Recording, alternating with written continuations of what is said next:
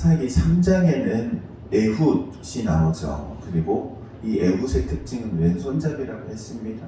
왼손잡이, 왼손의 의미는 연약함, 이런 의미라고 했습니다. 그리고 에훗 다음에 나오는 사람 삼갈이라는 사사가 나옵니다. 이 삼갈이라는 사람이 이스라엘 백성들을 구원했는데 소문은 막대기를 가지고 구원했다고 합니다. 단 한 절로만 설명하고 넘어가죠. 그리고 나서 이제 사사 드보라에 대한 이야기가 나옵니다. 드보라와 그리고 바락이라는 이 이스라엘의 군대 장관의 이 이야기입니다. 그런데 이 에훗, 삼갈, 드보라까지 이어지는 이 이야기는 하나의 맥락을 가지고 있습니다. 그것은 바로 하나님께서 들어 사용하시면, 그리고 하나님의 손에 붙들림 받으면 하나님께서 그 어떤 연약한 자라 할지라도 위대하게 사용한다는 겁니다.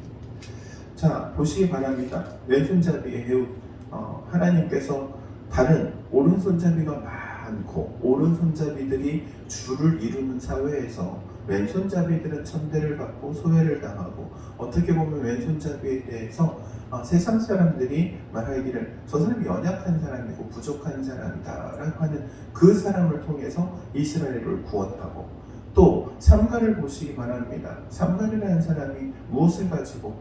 지팡이를 가지고, 소문은 지팡이를 가지고 창과 칼과 이런 것이 아니라 그냥 지팡이 하나를, 막대기를 가지고 이 이스라엘을 구원할 수 있었던 것.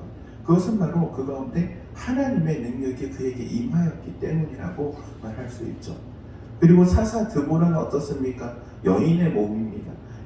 이 당시 이 여인이라는 것, 물론 이스라엘이 가지고 있는 문화는 남녀, 어떻게 보면은 큰 차이가 없습니다. 남자든 여자든 역할의 차이만 있을 뿐인 거지.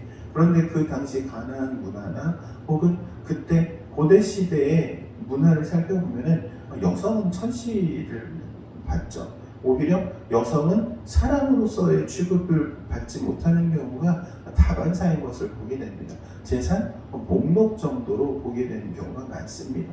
그런데 하나님께서는 이 여인인 드보라를 사사로 세웁니다. 즉 하나님께서는 아무리 세상에서 멸시받고 천대받고 약한 사람이라 할지라도 하나님이 부르시고 하나님이 쓰시겠다 하면 정말 하나님의 일을 할 수 있는, 이 위대한 일을 이루어갈 수 있는 하나님의 사람이 된다는 거죠. 그런데 오늘 본문에 등장하는 바락이라는 사람이 또한 하나님의 손에 붙들림 받고 하나님께서 쓰시고자 하지만 온전히 순종하지 않음으로 인해서 하나님께서 함께 영광을 누리도록 부른 그 영광의 자리에 영광을 누리지 못한다는 것 또한 보여주게 되는 거죠. 우리가 사장을 다 읽지는 않았지만은 이 시스라 그리고 이 야빈 왕이 결국에 누구의 손에 죽임을 당하느냐 하면은 이름 없는 한 여인의 손에 의해서 죽임을 당합니다. 원래는 하나님께서 이 바락의 손에 붙이고 바락의 손에 그 모든 전쟁을 이기게 하고 그에게 영광을 주시고자 했지만 그가 온전히 순종하지 않음으로 인해서 그 모든 영광은 다른 한 여인에게 돌아가게 되는 것을 볼 수 있죠. 하나님은 하나님의 사람을 들어 사용하심에 있어서 순종을 원하십니다. 아무리 연약한 자라 할지라도 그에게 능력을 주시면 하나님의 일을 이룰 수 있기에 그에게 요구하시는 게 능력이 아니라 순종이라는 사실, 여러분 기억하시기 바랍니다. 하나님께서는 우리에게 능력을 원하시는 게 아니라 하나님께서는 우리에게 능력을 주실 뿐이고 우리는 그분 앞에 순종할 때에 하나님의 이 일에 합당하게 쓰임받는다는 사실을 기억하시고 주님의 부르심 앞에 항상 순종할 수 있는 여러분 되시기를 주의 이름으로 축원드립니다. 기도하도록 하겠습니다. 사랑과 은혜가 충만하신 하나님, 은혜를 구합니다. 하나님의 부르심에 의한 저희가 순종함으로 나아가게 하옵소서.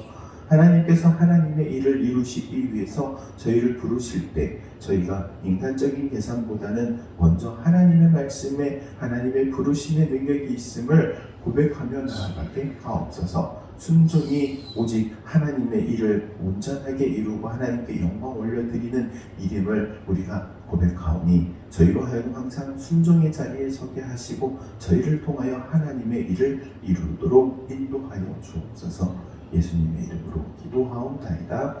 아멘.